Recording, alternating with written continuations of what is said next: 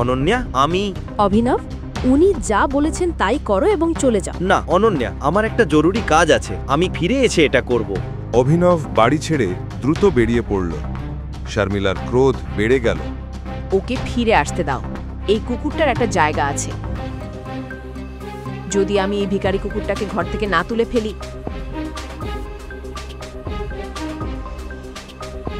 আমার নাম শর্মিলা নয়। অভিনব শর্মিলা তার শাশুড়িকে কিভাবে সামলাবেন? তিনি কি শাশুড়ির কাছ থেকে পালিয়ে গেলেন? এরপর কি হলো? সেই রাতে অভিনব চেন্নাই শহরের সবচেয়ে বড় হোটেল সাফায়ারে এলো।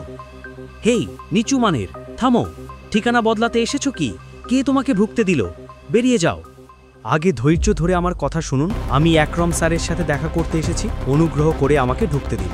অভিনবের পুরনো শার্ট, ছেঁড়া জুতা আর এই সব কিছুকে নিচু চোখে দেখলো সিকিউরিটি।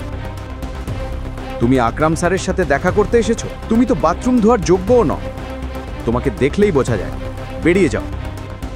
স্যার, আমি একটা গুরুত্বপূর্ণ ব্যাপারে তাকে দেখতে এসেছি, অনুগ্রহ করে আমাকে ঢুকতে দিন। তাদের কথা না শুনে অভিনব জোর করে ঢোকার চেষ্টা করলো। সিকিউরিটি গার্ডরা তাকে টেনে বের করে দিল। সেই সময় তার এক্স গার্লফ্রেন্ড বৈভবী ও তার নতুন বয়ফ্রেন্ড দেবও সেখানে এলেন।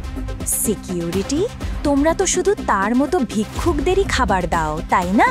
আমার মনে হয় ও হয়তো ক্ষুধার্ত, কিছু অবশিষ্টাংশ থাকলে ওকে দিয়ে দাও। আকরামকে দেখতে পেতে অভিনব বৈভবীকে দেখে যতই রাগ করুক সবকিছু লুকাল। বিশ্বাস হচ্ছে না বেবি, এই ভিক্ষুক কি তোমার এক্স বয়ফ্রেন্ড? দেবের কথায় অভিনব রেগে গেল। অভিনব একটি পদক্ষেপ এগোলে হোটেলের প্রবেশদ্বারে একটি বিলাসবহুল গাড়িটা এসে থামল। গাড়ি থামতেই হোটেলের সব গার্ড লাইন ধরে দাঁড়ালো। বিক্রমন হোটেল মালিক বিলাসবহুল গাড়ি থেকে নামলেন। হোটেলে ঢোকার সময় বিক্রমন সেখানে জমায়েত দেখলেন। তিনি সিকিউরিটি গার্ডদের জিজ্ঞেস করলেন, লবিতে কি গোলমাল? স্যার, ও আপনাকে দেখতে চাইছিল। আমি এখনই সাফ করে দিচ্ছি স্যার। আমি কতবার বলেছি এভাবে লোক ঢুকতে দাও কি করে? তাকে ধরে বাইরে ফেলে দাও। আকরামের কথা শুনে সিকিউরিটি গার্ডরা যখন তাকে টেনে বের করছিল, অভিনবের হাতে থাকা আংটিটি আকরামের নজরে পড়ল। টাইগার, সিকিউরিটি, সিকিউরিটি, ওর হাত থেকে তোমরা হাত নামাও। এরপর যা ঘটনা ঘটল সবাইকে তাক লাগিয়ে দিল। আকরাম আংটিটা দেখে অভিনবের সামনে হাঁটু গেড়ে বসলেন। টাইগার, টাইগার, এটা কি তুমি? আমি তোমাকে ঠিক মতো চিনতে পারিনি টাইগার। শহরের সবচেয়ে বড় ব্যবসায়ী কারো এক জিনিসের জন্য অভিনবের পায়ে নত হলেন। অনুগ্রহ করে আমাকে ক্ষমা করে দাও টাইগার। অভিনবের আংটির পেছনে কি রহস্য, সেই রহস্য কি সকলের সামনে উন্মোচিত হবে? পরের দিন অভিনব অনন্যার অফিসে দুপুরের খাবার দিতে গেল। অফিসটি খুব ভিড়ভাড় ও উত্তেজিত ছিল। সেই সময় প্রবেশপথের টিভিতে ব্রেকিং নিউজ! সরকার টেন্ডার পাওয়ার পরও অর্থের অভাবের কারণে এখনো ব্যবসা শুরু না করা ভেদিকা ইন্ডাস্ট্রিজকে অভিযোগের মুখে পড়তে হয়েছে। যদি তারা 1-2 দিনের মধ্যে ব্যবসা শুরু না করে কোম্পানিটি দেউলিয়া হয়ে যাবে। এর কারণে কোম্পানিটি পরিচালনা করা ব্যবসায়ীরা গভীর সমস্যার মধ্যে পড়েছেন। ভাই, সংখ্যাগুলো ভালো দেখাচ্ছে না। যদি এভাবেই চলতে থাকে কোম্পানি দেউলিয়া হয়ে যাবে। আমাদের হাতে বেশি সময় নেই, আমরা বড় বিপদে আছি। চিরাগ, অনন্যার বন্ধু ও ব্যবসায়িক অংশীদার। অনন্যার দাদু হারদেবপাল সিংহের বুদ্ধিতে তিনি কোম্পানিটি তুলে নিয়েছিলেন।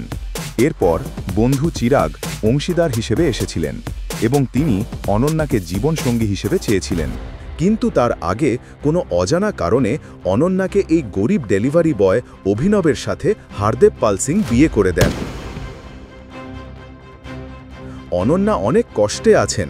সেই সময় কোম্পানির সিএফও কার্তিক তার সাথে কথা বলে। অনন্যা, কোনো বিনিয়োগকারী আমাদের টেন্ডার ফাইনাল করতে সাহায্য করছে না, আর ব্যালেন্স শিটও ঠিক দেখাচ্ছে না।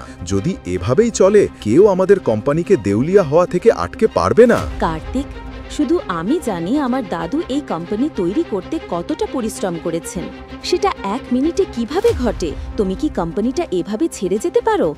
তুমি কি বলছো বোঝো? তুমি এভাবে ছেড়ে যেতে পারবে না।